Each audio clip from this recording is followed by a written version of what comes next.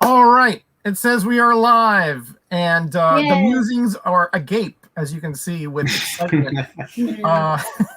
We're starting a few minutes early. By the way, hi, Russ. I didn't say hi to you in the chat, but we're saying hi to you special right now. And before we get started, happy Father's Day to all you fathers out there, or your sons of fathers, or your daughters of fathers who have you had a father at some point, right? Happy Father's Day to you, Bill, and of course your prodigy there, Little Musings. Happy Father's Day to you too, sir, to everyone in the chat, and every one of you rascals that watch this on Rewind. Rascals. Oh, I like he calls me that too, Little Musings. So I mean, don't worry, it's apparently a term of endearment for your father there. Indeed. So I give it to you, Bill, so you can introduce your protege there and see what you want to say to these fine. All right. Mini Musings just wanted to say Happy Father's Day. All right. Oh, I'm going to go play video games. All right. See ya. Yeah, I told you he was busy. Story of my life. Hey, listen. As they get older, it gets worse, not better.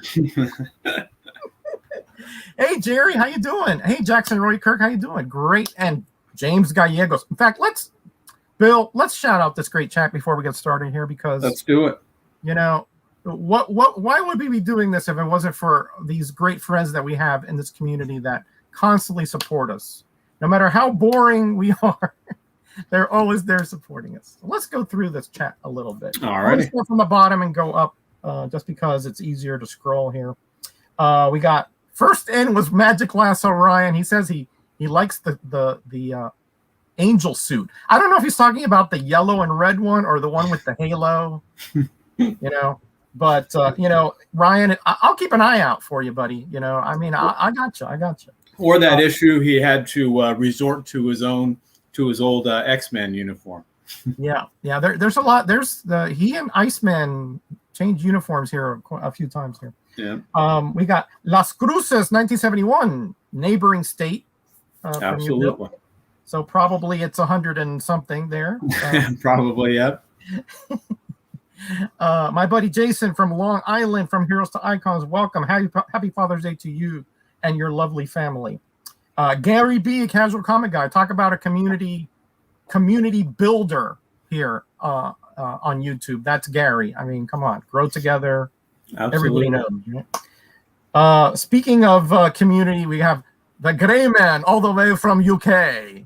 How you doing, Gray? The Gray Man is blowing up in subs, in views. He's really, with his reaction videos, taking the YouTube community by storm. Yeah, he's really found a niche there. I mean, what, Argentinian music videos? Who knew? And now he's doing like Spanish lessons. He went through the alphabet. I mean, I was like dying on that stream. Speaking Spanish myself, I was like, But anyway, very entertaining guy, as you know, and a great community supporter. We have the comic collector, none other than Tim from St. Louis. What's up, Tim? You're actually going to be on later on Retro Review. So when you finish here, hopefully around 8, go over to Tony Fett's channel and hit the Retro Review. Let's see who else we got here. Who came in a little later here? Oh, Chop and Drop 2013. This is a gentleman that it's pretty new to the community, but he supports everybody. And he has just dropped a great pop video with this Kool-Aid packet, which is amazing. Amazing stuff. And of course, we have Super Russ, my buddy, who's like at 970 subs. So we got to get him to 1K. He's almost there. Knocking on the door. There. Yeah. I'm going to put a link here in a little bit to Russ to make sure that everybody in the chat is subbed to Russ. Ranger Sly. Okay, we got to be careful, Bill, in this stream. We have to be careful of our research, our history, our P's and Q's, because Ranger Sly knows it all. He does indeed. He'll keep us honest. You got to be very careful. And guess what? That's the kind of guy that I love, because he loves this medium so much. He researches it. He goes to the nitty gritty, just like what we like to do. Yep. Let's see who else we got in here. Jerry the Jitterbug. Happy Father's Day to you, buddy. what can you say about this guy, man? That if you need something restored, I'm not restored, cleaned and pressed and redone. Yeah. Oh man, those videos of his, he's a wizard. I mean, he and I actually collaborating probably next month after I move and everything. I got a real dog of a comic for him. I mean, it's going to be a challenge, trust me. Let's see who else. Gary B, we talked about it. Russ, Chop and Mark Knapp, my moderator, extraordinary. Yep. How you doing? From up in he's up in Erie, I believe. Let's see who else is got there. The big blue one. The big blue one. Alex, did you call him out? Yeah, I of course, my buddy from Kentucky, absolutely, Alex Big Blue. Adrian Big B is Resi here. 100. Oh, hold on, did I miss one? Did I miss it? Where is he? Sandwiched between a comment from Gary and Tim. Between Gary and Says Tim. Happy Father's Day, everyone. Big Resi 100. Happy Father's Day to you I'm too. I'm sorry I missed you. Happy Father's Day. Thank you for coming by. Don't let that happen again, Roger. You're slipping already. Big Resi 100. Great to see you here. All right, so, Jerry, you don't got to thank me, man. I mean, trust me, your videos speak for themselves, buddy. Trust me. All right, so Bill, let's talk a little bit about what we're going to do today. It shouldn't be like those long ones like we did with the Ghost Rider, because it's only 17 issues, right? And then I got a few crossovers that we'll talk about, but they're not really critical to what we're doing here. Right. So my thought is, let's get into how this team came about, what their kind of niche was, and let's talk about the characters that are involved in this team, and then we'll go through the issues or the story arcs. And sort of, there's going to be some spoilers here, but trust me, not to the point where, I'm not going to read it because I know what's going on. You'll be able to still enjoy if this is something up your alley. So, and then afterwards, Bill, let's ask these people what else they want us to do a retrospective for, because I think it's been 3 months since we did the Ghost Rider, or 2 months. I don't remember now. It's been a while. I think about 2. Now, I do have a wheel. Oh, you do? A picker wheel with some of those titles that you and I discussed previously. Okay. And so we can spin the wheel to find out which one we're going to do next. But we're always open to taking suggestions of new series. It just has to be something that at least one of us has the issues to. Right. And the other one at least has access to consume. Right. And that's not so long that it'll take more than an hour to. Yes. Yeah. Right. Okay. So we'll ask at the end, see if they have any additions, and then we'll spin the wheel. And then if Jackson just wanted roll call. He's out of here. He's not waiting for the stream. Oh, okay. Russ says he wants me to do a retrospective on Liefeld. Yeah. Listen, yeah. I think a couple of cats on the internet have already done that. I might get banned, from YouTube, and I want to stay on here. I like you guys, so because I have to be honest, right? So, all right. So let's get into it. Champions. First, let me say this, Bill. I'll let you have it for a bit because my throat is getting dry. I bought this particular issue right off the 7-Eleven rack back in, I want to say the summer, 75. Yeah. Because it had the Ghost Rider in it. Right. And that, obviously you knew from the previous stream. Right. You're a mark for Ghost Rider. You know it. But I didn't know. I'd never, heard of this or had known that it was coming. Of course, back then I was very young and I wasn't so much into the fandom part. But this cover really sold it to me, and I'll stop it there. Now, could you tell these folks, what you think about how this team came about and so forth? That's a good question. I'm not sure how it came about. I've heard several iterations. I heard that they wanted a new superhero team. Right. And then at some point, someone said it had to include a female. And at another point, someone said that they wanted to include at least one person that had an existing ongoing series, and that's how Natasha and Ghost Rider got in there. But I've heard different things refuted, so I'm not positive as to what the actual truth is. I do have some feelings on why it didn't quite succeed, because for a team book, team books are usually pretty successful. For a team book to last 17 issues is pretty unusual. And I've got a couple theories as to why that is, but I think you might be able to enlighten us better as to the origin. Well, I think you're on the right track. Tony Isabella is the writer of the first couple story arcs, I believe, here. Yep. And he's actually the creator of Black Lightning, I think right after this or right around this time. He started the Black Lightning series over in DC. Well, you're right.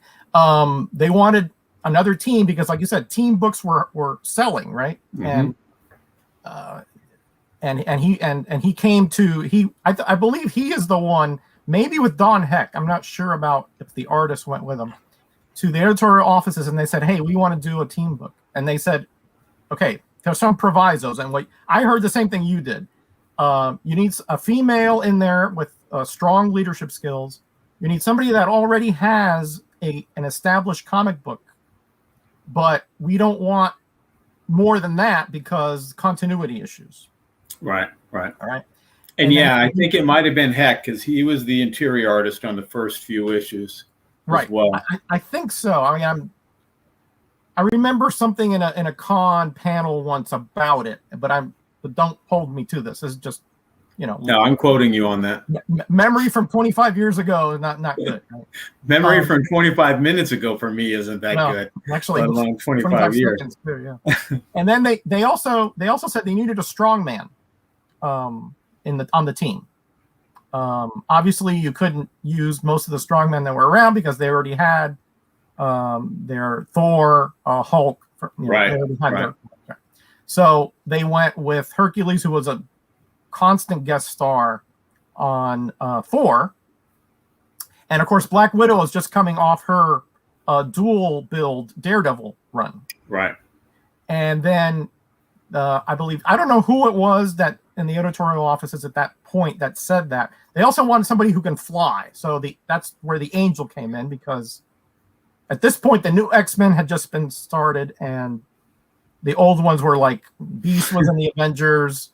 Right. They were looking for gigs. They were all over the place. Right. Yeah. They were unemployed between jobs, if you will. And then Iceman, I'm not sure where he figured in. I guess, hey, I think you needed another member. You needed at least 5.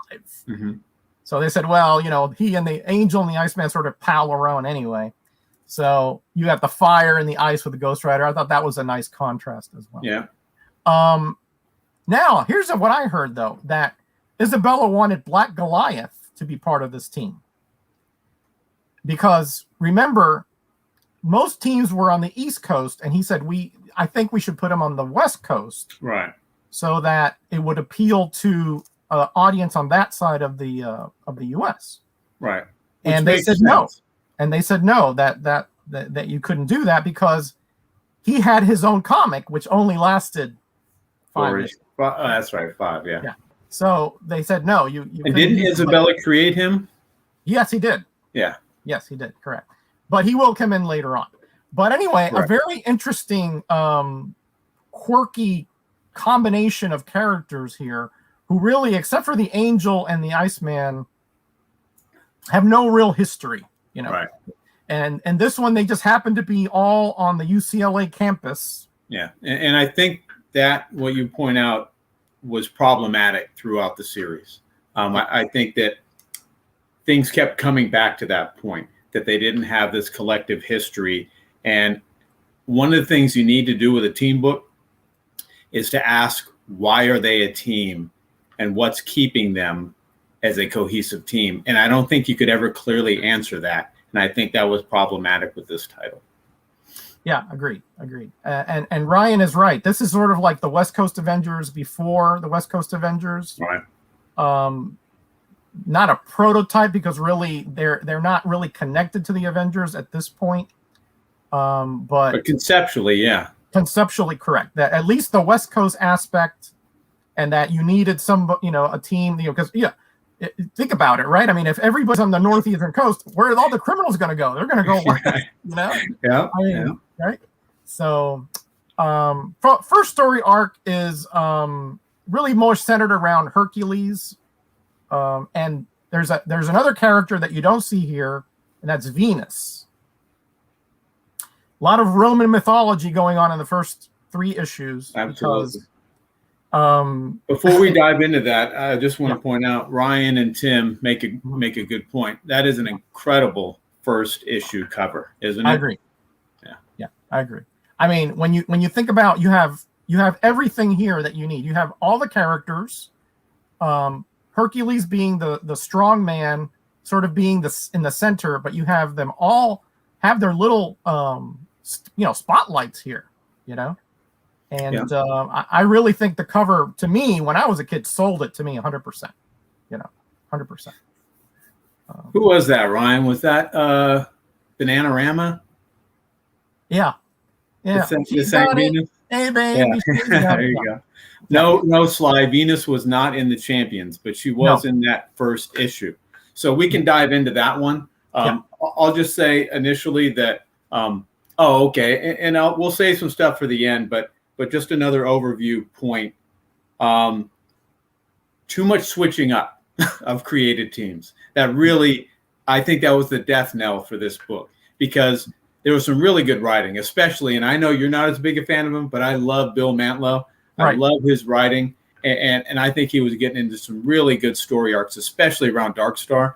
But too much switching up to the point to where it seemed almost as if they were using this book as a trial for new artists to break them in, and it just couldn't survive that.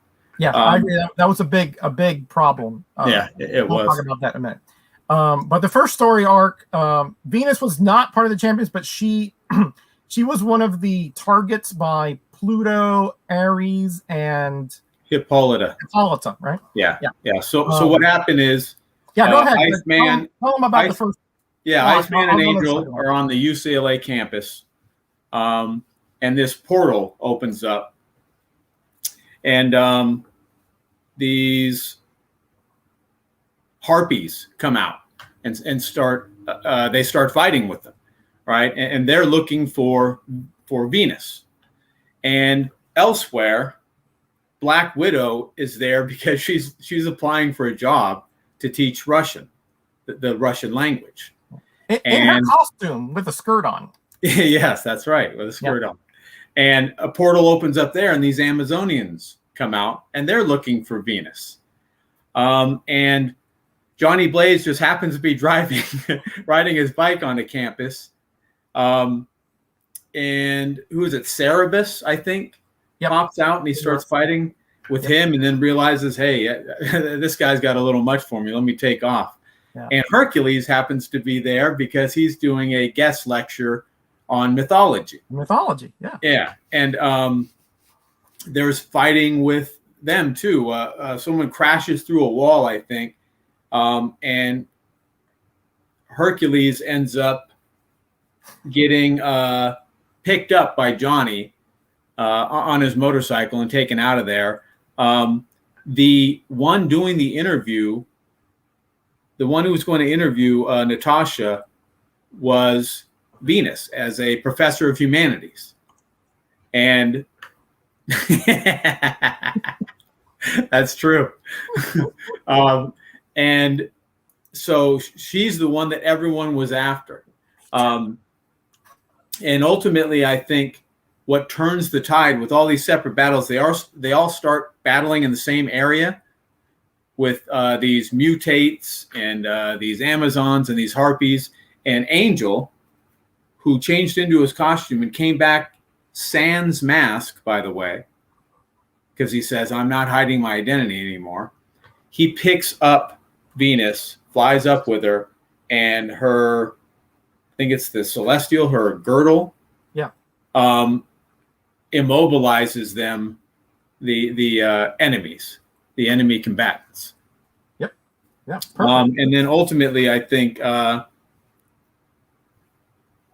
while they're kind of going over what happened there, that's when Ares, Hippolyta, and Pluto, show up and say that, hey, Hercules, you have to marry Hippolyta, and Venus, you have to marry Ares, or the universe is going to be doomed. Yeah, a little bit of an overstatement there. Yeah, yeah. Yeah, essentially what it was is that Pluto is sort of course, he always has some agenda, right? So he went to the powerful underworld figures like Mephisto, the other hell lords, right? Yeah, and they said, hey, if you team up with me, we can threaten Zeus.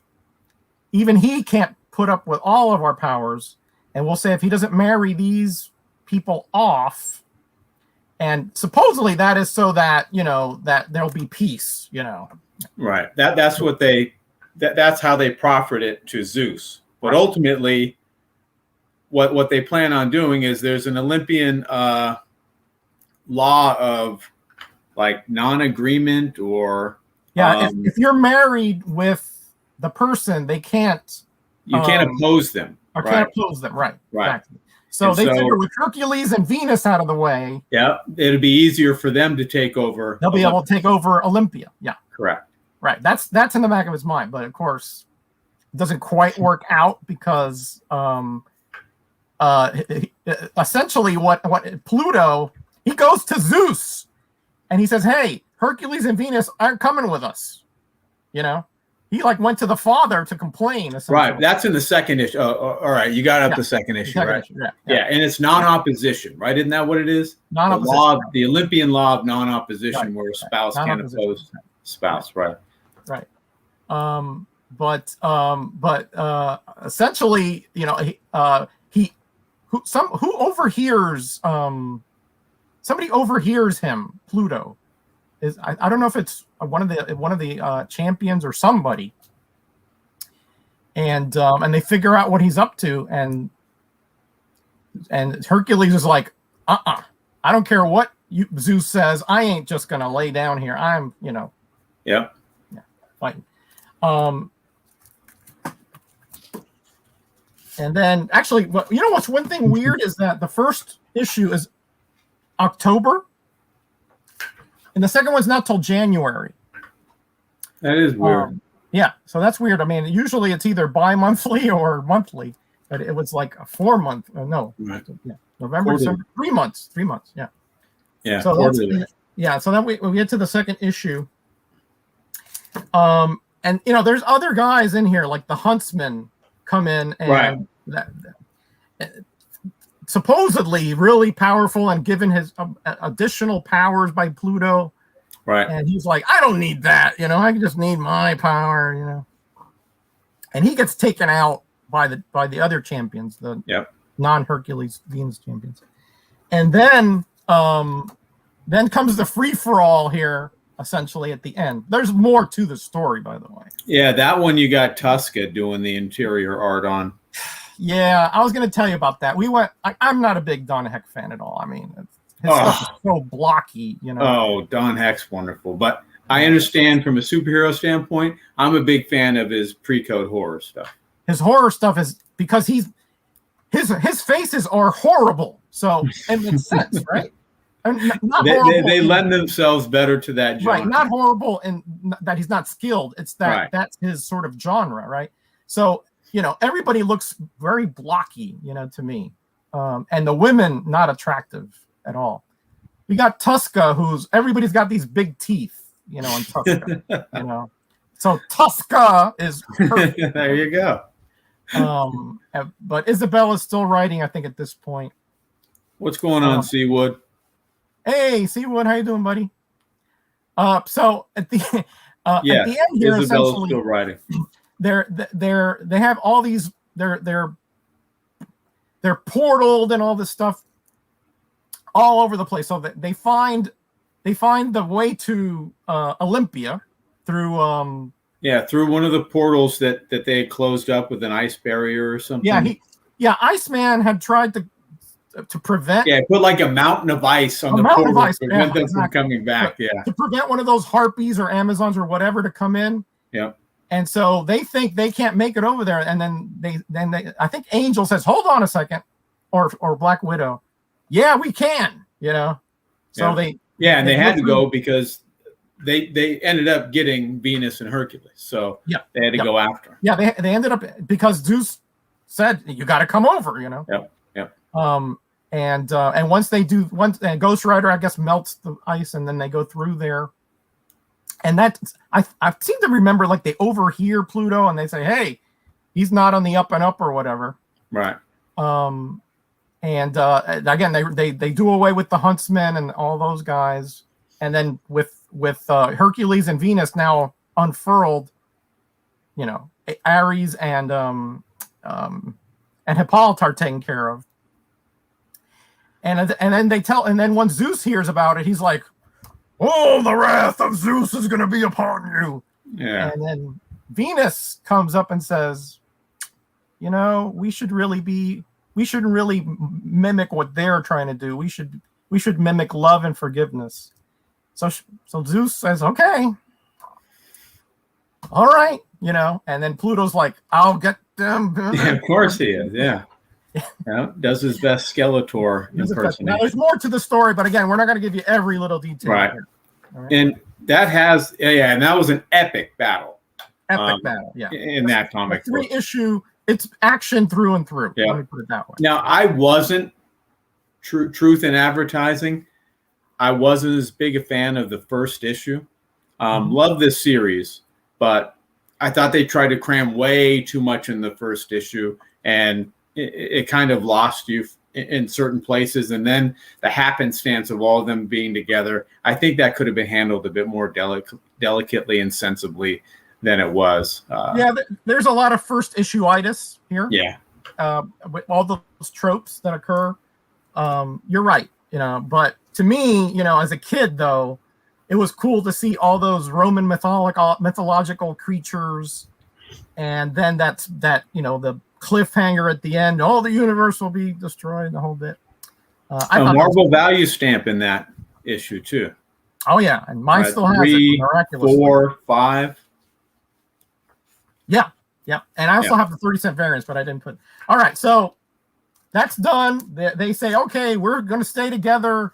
We're going to be the team for the common man," right? Right. I think maybe they said that later on, but yeah. Unlike the Avengers, which take on the big baddies, you know, Right. They want to be able to help, you know, anybody who needs help. That's their little, you know, hook, shall we say? Yeah, that's their calling card. Yeah. So then we got a one-shot issue here. I wasn't too crazy about this one, Bill. I don't know what you thought about it. That was a Chris Claremont story. Yeah. Essentially, it's this dimwit who it can't be rooted in any type of reality when his name is Billy. All right, because all Billies or Bills are brilliant. So right off the bat, you know, I'm going in this with one eye open, and I'm not believing any of it, but. He accosted, I think, Hercules and Widow on the beach, and he was extremely strong. They ended up defeating him, but they got surrounded by these mutates who used this neurotransmitter gun to pacify them, and then they end up taking Black Widow and Hercules to their leader. Who's this doctor? They get fired from a hospital for doing these crazy experiments, and so he's at the San Marino Welfare Hospital experimenting on poor and mentally challenged or mentally ill patients to try to recreate. We're not laughing at the mentally ill, by the way. Yeah. We're laughing at the premise here. Okay. Yeah, absolutely. To recreate the super soldier serum. And so that's why this guy, Billy, was so incredibly strong when they encountered him. But he used mind control to control Black Widow and Hercules and had them attacking the other champions. And I think right before Natasha was going to get rid of Ivan, who was her Russian buddy, we haven't mentioned him before, who's there with them. He's not a member of the champions, but he's constantly around with the champions. Yeah. Right before she was going to do him in, she snapped out of it and ended up just destroying this control box that this doctor was using. And then so his control over the mutates that he had created or transformed was lost, and they ended up attacking and killing him. Yeah, exactly. I mean, it's very formulaic to me, this issue. I could see it coming a mile away. Yep. But and is this Tuska again? I think it is. Yes, it is, with the interior art. Yeah, it's Tuska. I mean, this seems to me like something that they had a deadline issue and said, "Hey, Claremont, could you whip something up here?" It's not Claremont's best stuff. Let's put it. It feels like in the pecking order, Champions was pretty far down. Yeah. So if there are other things that Isabella and Heck needed to be working on, they'd be working on those, and they'd just pull somebody else to do the Champions issue. Yeah. So here we get 5. I'm not sure if this is where Manlow starts. Let me take a look. Unless you remember. What's going on, Freaky Louie? Hey, Freaky Louie, how you doing, buddy? That's my. But he loves Marvel stamps. Oh, me too. No, Isabella's still writing. Isabella's still writing here. Freaky Louie actually lives where I used to live, over in Pasco County, Florida. Good hunting grounds there. So this was interesting, Bill. Sometimes the Marvel writers they want to tell certain agenda. They have certain agendas that they want to get out there. Sure. And this to me looked like one of those agenda storylines. You have the Angel finding out. I think Isabella didn't write the last issue. He came back on this issue. He came back on this issue, right? Yeah, because you said he was still writing. He didn't write. I'm sorry, except for the fill-in. Yeah, except for the fill-in. Yeah. Okay. So and that's Angel Don Heck. Don Heck is back on the interior. Don Heck is back. Yeah. And notice my excitement. Angel finds out that he is now a multimillionaire. He knew his parents had money. Yeah. But apparently, I think he says more money than God. Right? Yep. So now things are opening up for the champions. Now they can, get headquarters and equipment, all that stuff. And then the juxtaposition is this gentleman here. Rampage. Clark. Yeah. Rampage. Yeah. Stuart Clark is his name. Stuart Clark. That's right. Yeah. Who is incredibly intelligent, and he has all these patents, and he sort of almost a Tony Stark level genius. Right. But apparently he made business decisions that were bad, and that he got outbid on contracts. And I think that there was an economic depression at the time. And there was. that apparently he felt a bit more severely than some others. Yeah. But Angel, it's almost like Angel all of a sudden has the wealth of a Tony Stark. And Stuart Clark almost had the IQ level of a Tony Stark. Yet those two are juxtaposed against one another.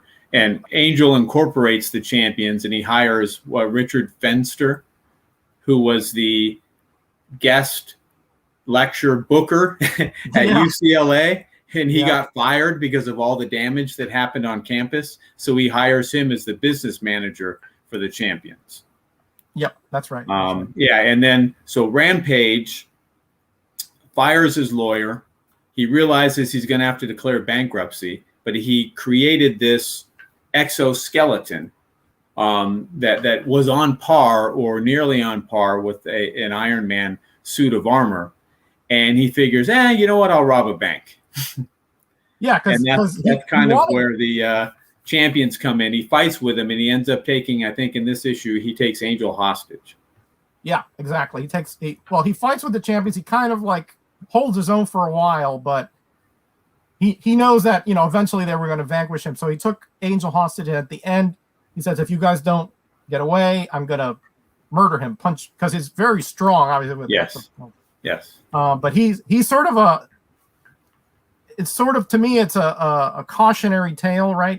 That even though you have this intelligence and you have the wherewithal, economic issues can really unhinge almost anybody. Sure. I think that's sort of like the underlying subtext here. And that's exactly what happened to him. He went totally unhinged. Right.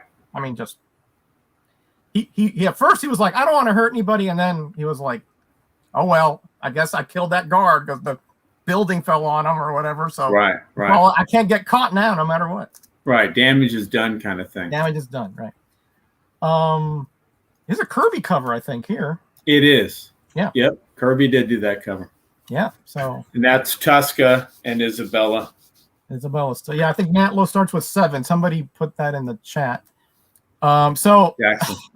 This is like more of the same. His jets are busted, so he goes and. Well, Ivan gets injured. Yeah. And he messes up. That's one thing I don't. Later on, it doesn't make any sense, right? Because Ivan gets really severely. I mean, he really pummels him pretty good because Ivan wants to save Black Widow during a moment there. And they think, the doctor's like, it's going to be touch and go, Yeah. And then eventually he escapes. Rampage escapes. Rampage escapes initially. Yes. Yeah. And then I think in this issue, Black Widow's officially elected as the leader of the champions. As the leader. Yeah, that's right. She was sort of the de facto leader now. Right. Yeah. And we'll get to Rampage's ex-lawyer, this is where he calls the police on Rampage. Yeah. And because Rampage, even at this point, he was thinking, you know what, maybe I do need to turn myself in. But once the police start arriving on scene, he's like, I'm not going to prison. No.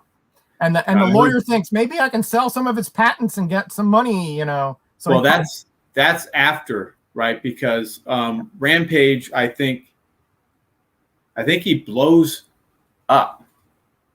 Oh, that's right.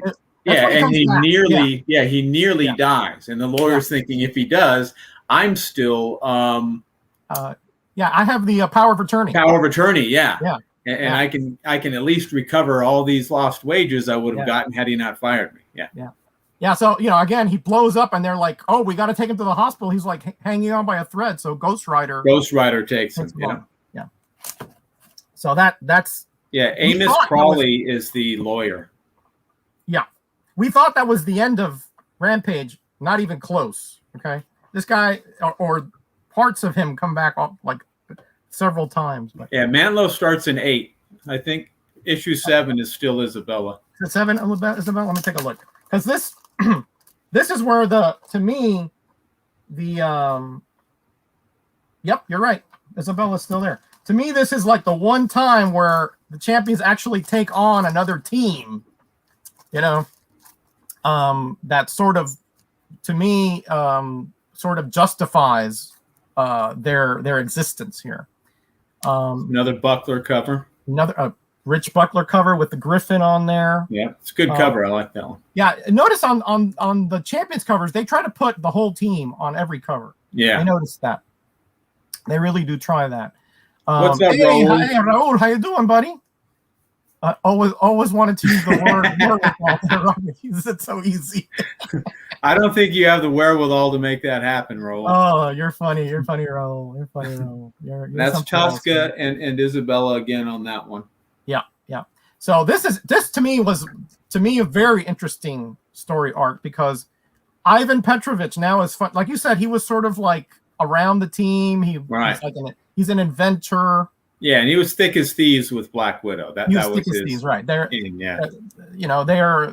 have a history, right? Yeah.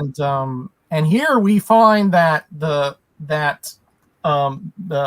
Griffin again, Rampage is rescued, right, from the hospital by Griffin and Darkstar. Yeah. Darkstar, that excited me. There was so much they could have done, and I think that Mantlo was leading up to, but they canceled it. So it is happy what Father's it Day is. to you too, Raul, and everybody in the chat. If we haven't said Absolutely, that. I agree with 100%. I think Darkstar, Mantlo had a plan He did. And I think he was blossoming a romance between Iceman and Darkstar too. And that is sometimes my problem with Matlow, is that he I unravels love things. that. I love that. You know, sometimes things are years in the making. Yeah. And that's true. He can go very slow with things. Yeah. Absolutely. I mean, and that he is suited for a long run, like a ROM space. That's why ROM was so good for him, because, you know, he planted seeds years in advance, you know. Yeah, you're very, very right about that. And he didn't know this wouldn't be successful. Sure. So I understand that, right? Sure, but that's the risk you run, right? When you operate that way. Sure. Right. But essentially, this is Ivan Petrovich's story. Mm-hmm. And I don't want to give too much away, but his past here comes to bite him, because we find out later that his son and his wife, he thought they were killed. Yuri, right? Yuri Petrovich and his wife, yeah. But before that, I mean, while this is happening, Champion's headquarters attacked by a small missile. Yeah. Right, and he looks at it. Ivan looks at it, and he recognizes the calling card of someone he knew, Alexei Bruskin. Yeah, the commissar. Yes, and so I think that Black Widow sees Bruskin, and she's getting ready to chase him, but she's interrupted by a new supervillain, at least new to this situation, Titanium Man. Titanium Man, yep. Yeah. And that's all in this issue. And that's not a fair fight at all. But she does okay, kind of evading him and so forth. Yep. And we initially, I think she thought Bruskin was the villain, and really he's trying to sort of warn them that Ivan is getting targeted, you know, and Black Widow too, but really the grudge is against Ivan Petrovich, right? Yep, it was.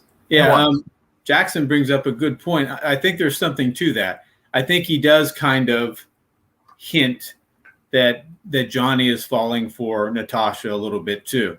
I think if it starts with his almost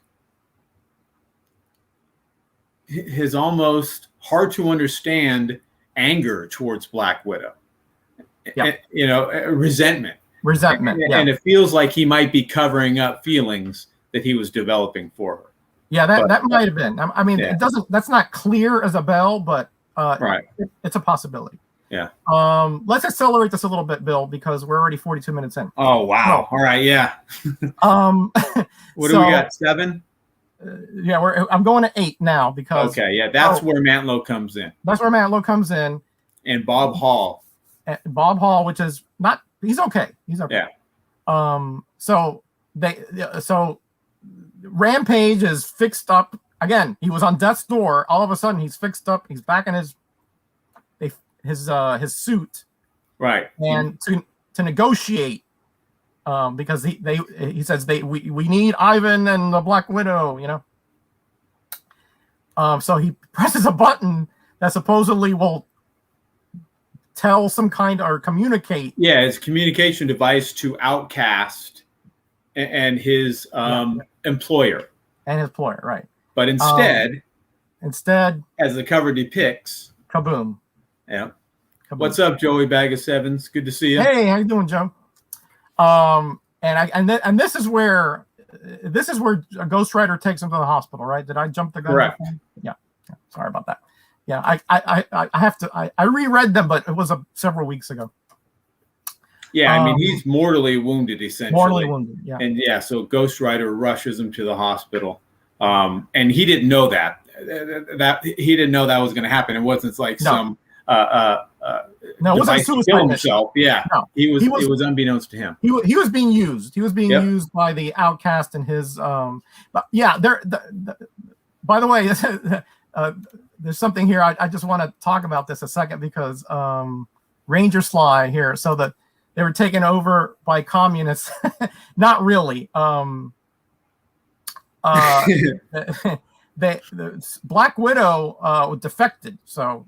Yeah, she did. Yeah, and Ivan, I'm not sure. I think he defected, but so what happened was the CIA tried to recruit Ivan, right?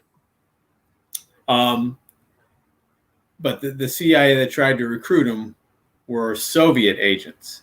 Yep. He refused, and these Soviet agents pretended to be Americans that killed his wife and faked the death of his son.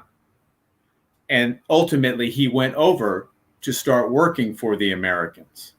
But his son wasn't actually killed, but was told that the Americans did all this and that his father went over to the Americans anyways. And so they raised him up to have this unnatural hatred toward his father. For his father, yeah. Yeah, this is Cold War, Yep. spy, Manchurian candidate stuff right here. Absolutely.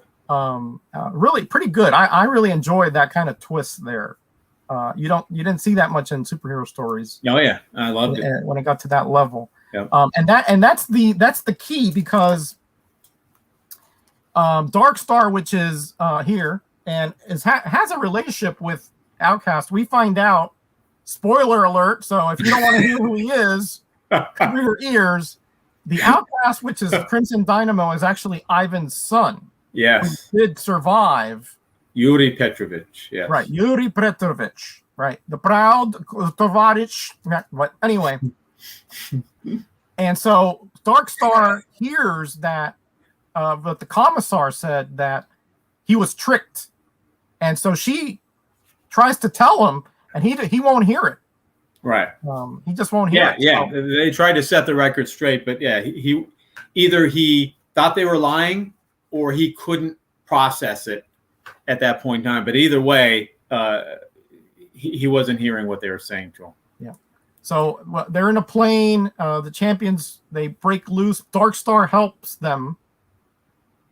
And eventually they capture the Crimson Dino gets away because they kept asking, I think Ivan, they kept asking, what do we do with them? I can't hold them. And Ivan, being distraught because it's his son, finding out that it's his son, he's like comatose part of this issue. He just says, let him go. And so yeah. Well, both he and Black Widow couldn't bring themselves to capture him. I think Black Widow might have had a relationship with him previously at some point too. Because I think they both loved Yuri before he kind of turned into that. They did capture the Griffin and the Titanium Man.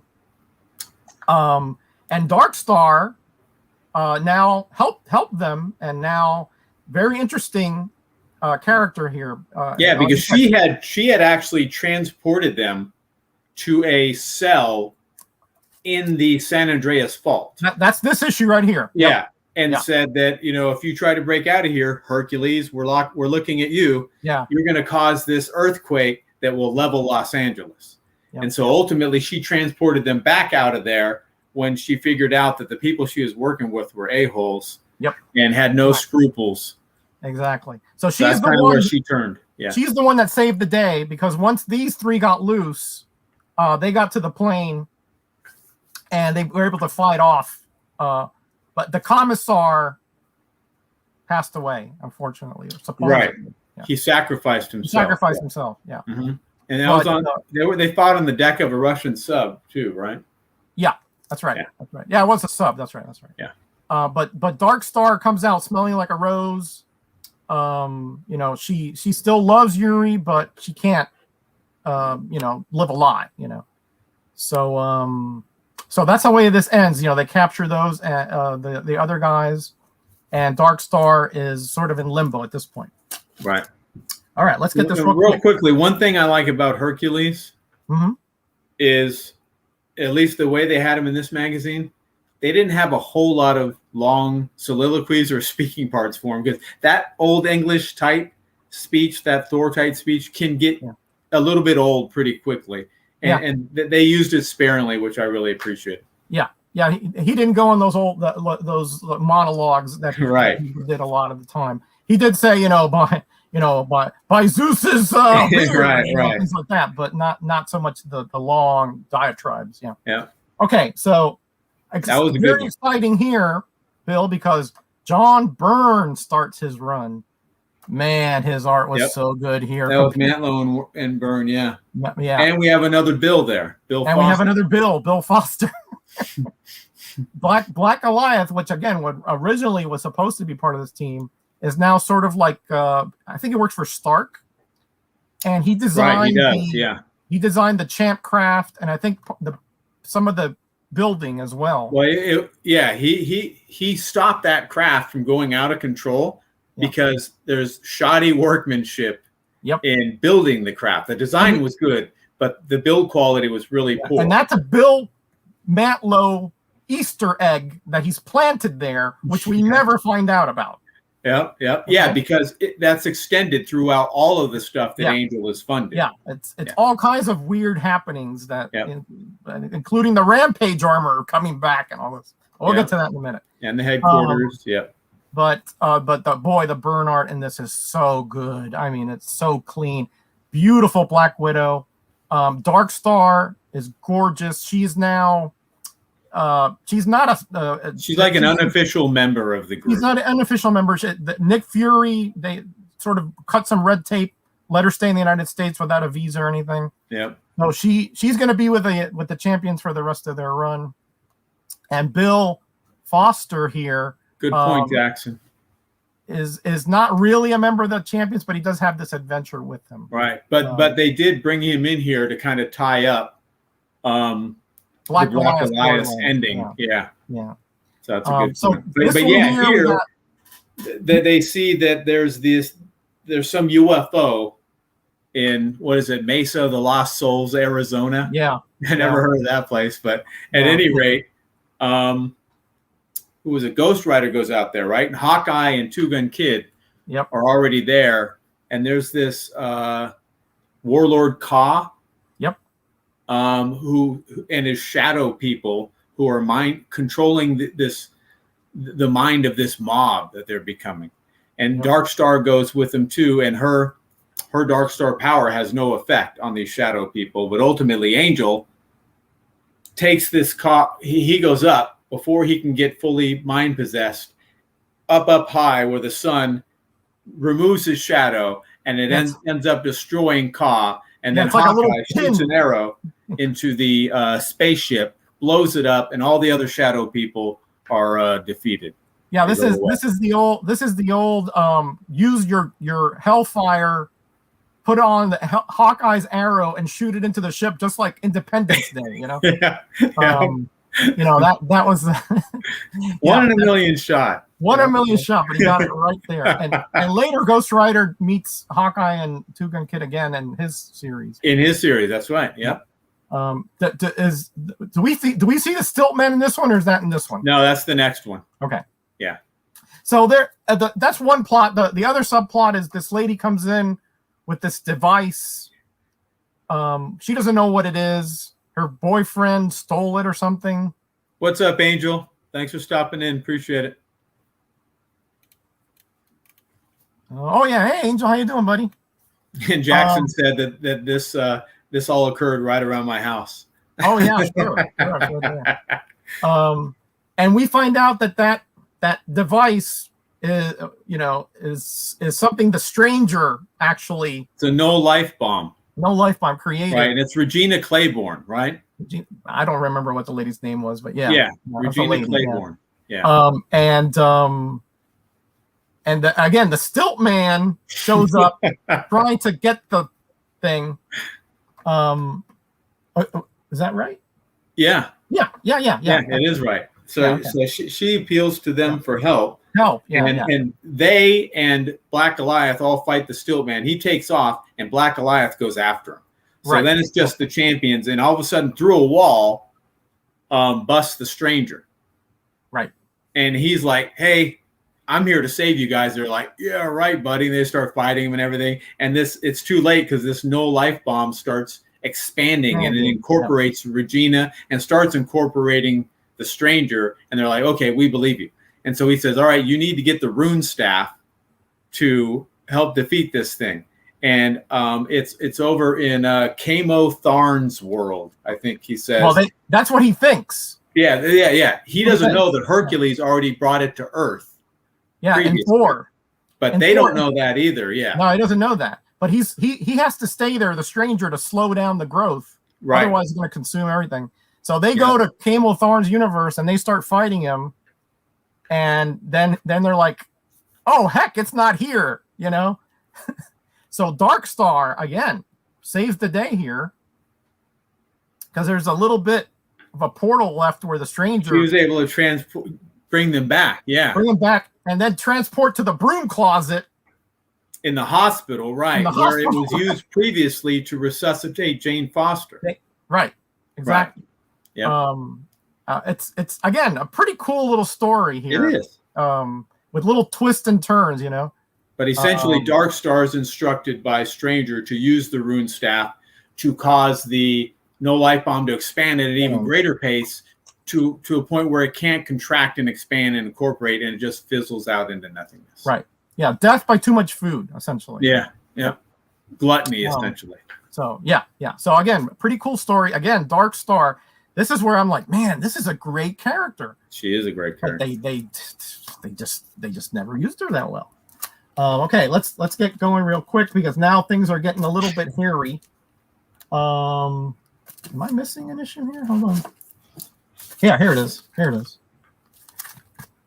Their only original villain, Bill, is this guy Swarm. Well, is he a guy? Love it too. He was my favorite villain of the series. Love that villain. There's so much they could do with him. Very original. Yep.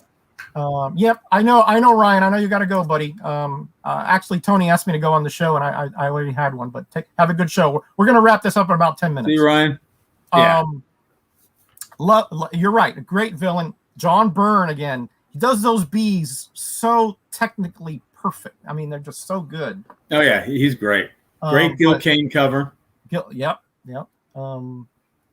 Man, nice stuff. Iceman and Hercules are fighting against their shoddy security system at headquarters because that was using terrible materials, terrible workmanship. Same concept, throughout with everything that he was buying. And while that happened, I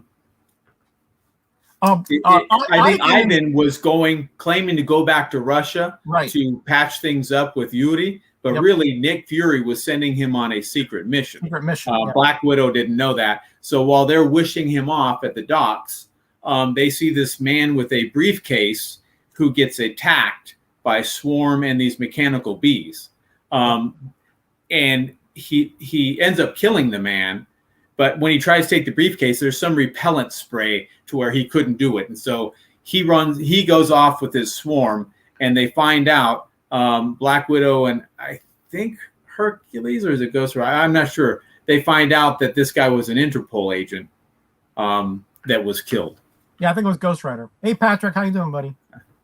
Yeah, that's right. Patrick. That's right. And so they take the suitcase back to the Champions building. Yeah. And then they're looking out and they're like, what are those clouds over there? Yeah. And it's just a swarm of bees, and that ends the issue, right? Yeah, because apparently this guy here was a beekeeper and a Nazi torturer or something. Yep. Yeah. And that was like he was in South America or something after the war. Yeah. And ultimately he mutated these bees, and they took over his mind and his body. Yep. And actually sort of a symbiotic relationship. The queen bee sort of used his intelligence to help her swarm and so forth. Yep. But at this point, he is the one who's directing against correct to get that briefcase. And do you want to tell him why? No, go ahead. All right, yeah. So the queen is encased in amber in that briefcase, and so he's trying to rescue her, get her back. Yeah. And excuse me. So they attack the Champions headquarters. Swarm and his mechanical bees, his mutant bees. Ultimately, Darkstar senses the psychic distress from the queen bee, and so she actually helps free her. And then Swarm mutates her to make her bigger and bigger. right? But Hercules takes her. Yeah, that's such a great cover too. Yeah, this is something else, isn't it? That's an Al Milgrom cover right there. Yeah, Milgrom did a great job here. Yeah. Yeah, Hercules takes her and throws her over the horizon, and all the other bees go and follow her, including the bees that made a Swarm. Swarm was just a skeleton. Yep. And his form was actually created by all these bees.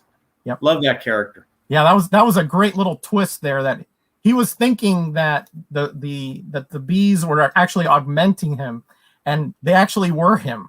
Yeah, he was actually part of the swarm. He just didn't know, It was great. But that tells me that I think the way he was created, they plan on being able to reintroduce him, Yeah, he came back as Peter Parker Spider-Man. He did reform. Yeah. Yeah, Jackson says, when you talk about the champions, you have to mention Queen. We are the champions. Yeah, we are absolutely. The champions, yeah. Now, at this point here, actually, this story arc started here in Supervillain Team Up 14, where Doom uses. I'm going to go quick on this, Bill. Doom uses a gas. Neurogas. To essentially, he now commands everybody, but he's got like no challenge. So he has Magneto, allows Magneto to release himself from the gas through his magnetism or whatever. And so he goes to the Avengers to help. No, he had him drink a potion. It was a drug. Yeah, drink a potion. Right. Yeah. So he goes to the Avengers for help. Forget it. Nobody in the Northeast is available because they're all following Doom. So they just attack him. So he goes to the West Coast, where he finds out, hey, the champions are still they're still have their own minds. Right. So so he takes them to battle Doom. And ultimately they're fighting Magneto and Beast. It's Magneto and Beast because they said, the Avengers told us you'd be coming, and all this stuff. They're still in their own mind, but they think that these are the villains. Yeah, exactly. So they're fighting, and then Doom's like, I don't have time for this. So Doom and Beast went to Washington, D.C., and then Darkstar grabbed the champions and went after them. Yep. And in D.C., there's a peanut farmer appearance in this. Jimmy Carter. Yeah, Jimmy Carter was the president at that time. And the brilliant Billy Carter, because you said they're all brilliant. So, Billy Carter, that's true. So Billy Beer was, the hit of the So Doom had taken over the government, and they were just being sycophants, and they were pissing him off.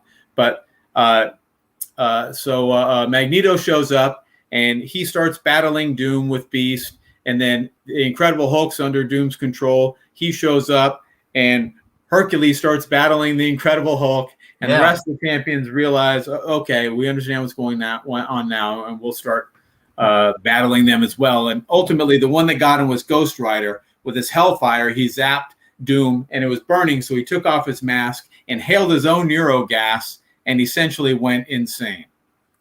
Well, or at this point, he can't control anybody because he himself is under the neurogas. Right. But he's like muttering to himself at the end. He's just like, blah, blah, blah. Yeah. Again, kudos to Matlow here, because really cool way of resolving this. Yeah, it's a great story. Yeah. And then the final issue, guys, is 17. Ernie Chan with the cover. Which I will find here at some point, I hope. Tuska and Mantlo. There it is. See you, Gary. Thanks for stopping in. Hey, take care, Gary. So that's the Blob. I love that cover. That's the I'm just an Ernie Chan mark though, but that's the Blob, Unis, and Lorelei. Where they come into Champions headquarters and say, "Hey, save us from these Sentinels that are after us."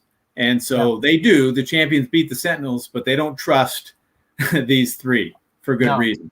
And for good reason, because actually it's the Vanisher that reformed these Sentinels after they were destroyed, after the satellite was destroyed, the Trask satellite. And he's on the orbital platform all by himself and sees them there and essentially rebuilt up there. Yeah.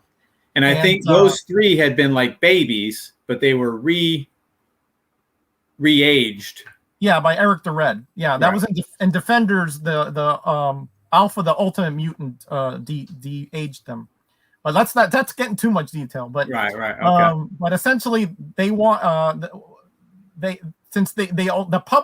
only public X-Men out there are Angel and Iceman. They go to them supposedly, right, for help, and the Sentinels can actually negate mutant powers, so they're legit that way, but they're not nearly as strong as the originals. Correct. And eventually they're I think, who is it? One of them figures out, okay, this doesn't seem right, Right. It's not adding up. This is too not easy. adding up. Yeah. Yeah. And they eventually figure out, okay, well, that they're a stepping stone here to the X-Men that they want to get revenge on. Yep. Exactly right. But Dark Star, once again, man, she just, she's the full force of her power. Yeah, she just is. She can just rip these things apart and capture people with and teleport. Very powerful. Because I think Vanisher was trying to teleport them away. Yep. And she stopped him, and she trapped him like halfway between teleporting, seemingly killing him. Yep. But we know it's comics, so. We know it's comics, so. But again, a really cool little resolution to this this issue. But they say in the bottom, this is it, and to be continued in the Avengers, and it actually was not the Avengers that continued it. I think it was an issue of Spider-Man or something like that. I'm gonna show Peter you Parker. some little crossovers. This was just Iron Man trying to get them to defeat Typhoon. Right. So he attacks. He has to make it seem like he's attacking them. Yep. Really because he had to convince Typhoon that he was doing his bidding. Yeah. Yep. So a pretty cool story as well. I'm only going to go through these quick, Bill. And then there was the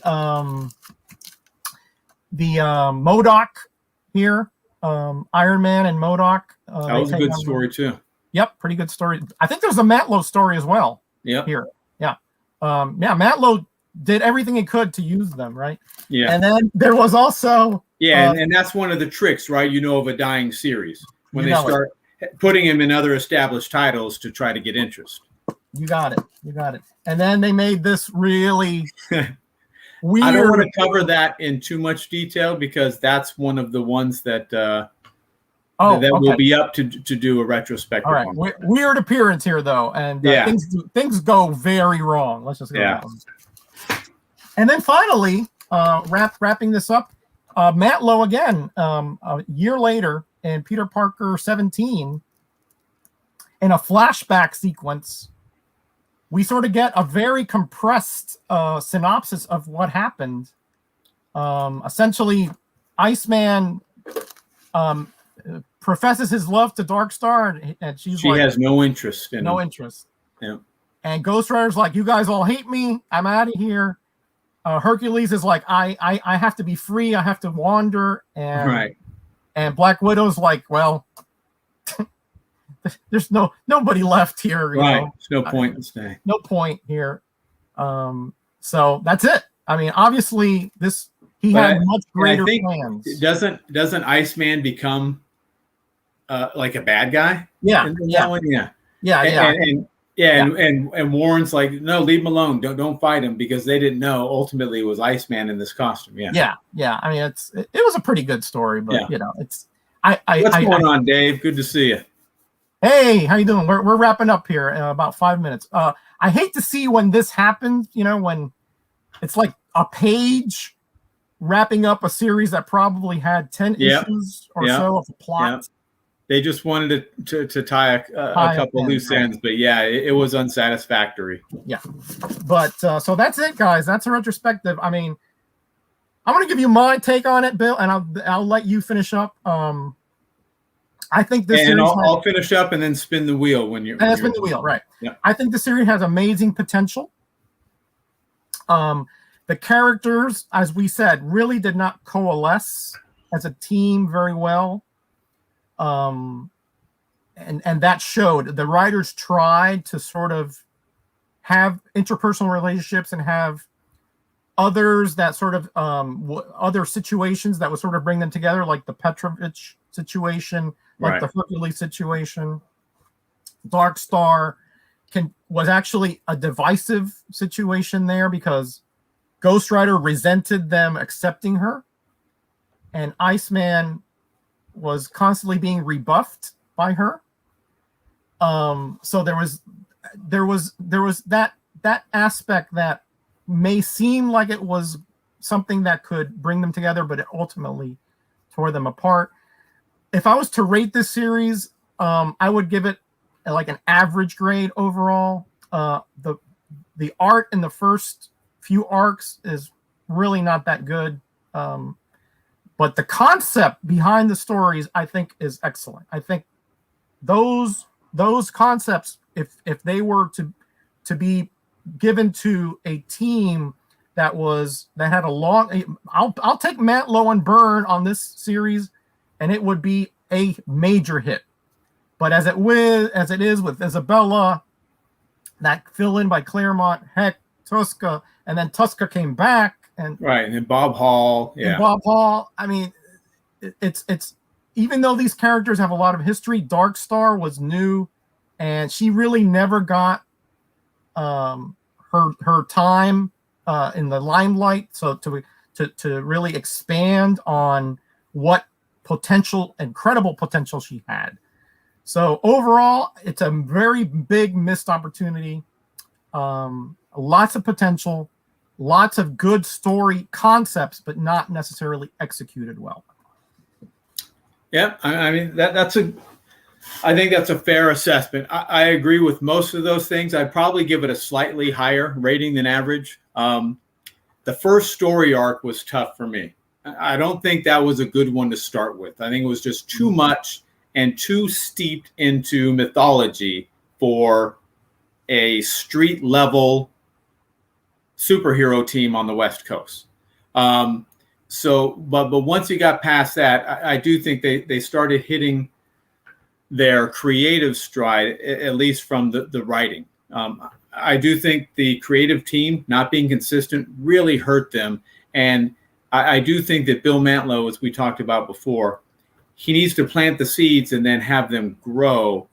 And he just never got to that point. It's kind of like a comic book store, right, that spends a whole bunch of money on these great spec books and sends them out to CGC for grading.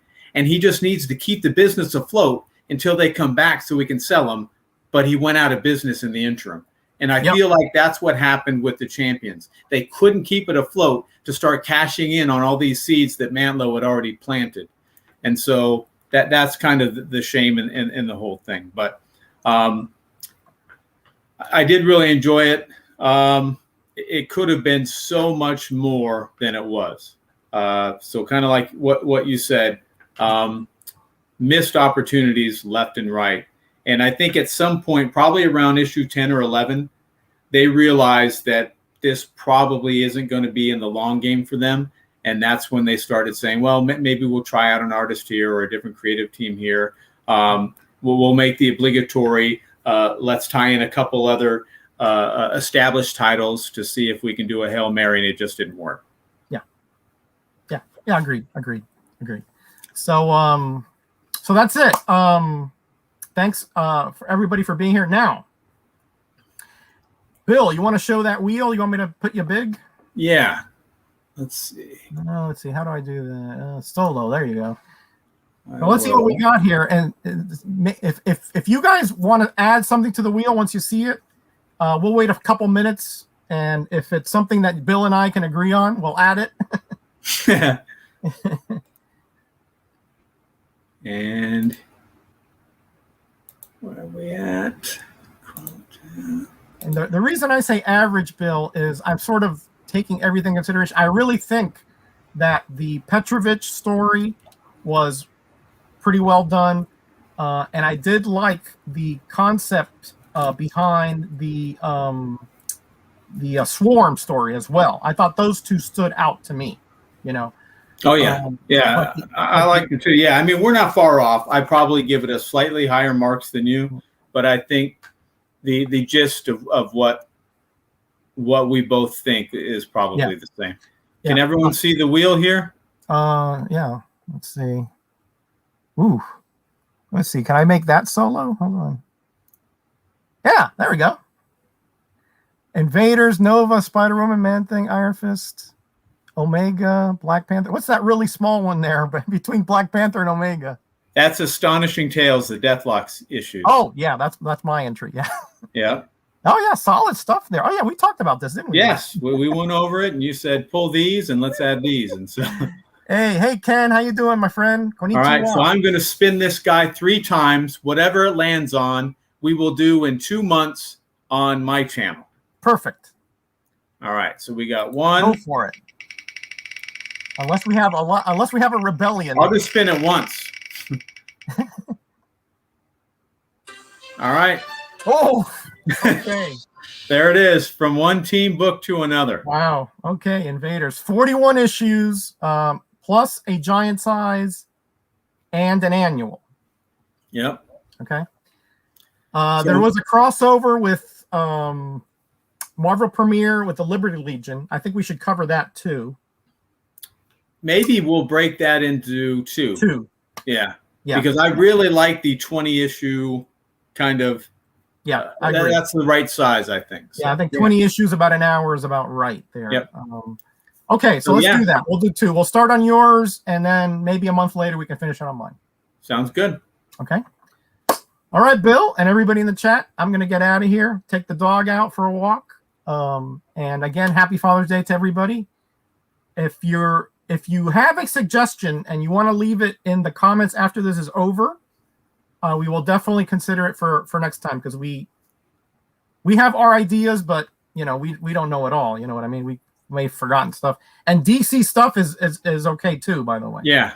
So I have Marvel Unlimited, so it's a lot easier for me to refresh myself on Marvel. I can set you DC. up with digital DC stuff, so don't worry about that, Bill. Cool.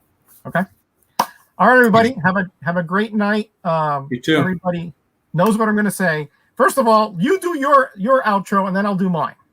Oh, and it just, oh yeah, there we go. So always remember, we're taking over the world one comic book at a time. Excellent. And everybody remember the BB&B. Be kind to each other, be blessed, and be back 2 months on Comic Mag Musings, and also Thursday for my channel for the roundup and for Graders Notes. Nice. See you all then. Take care.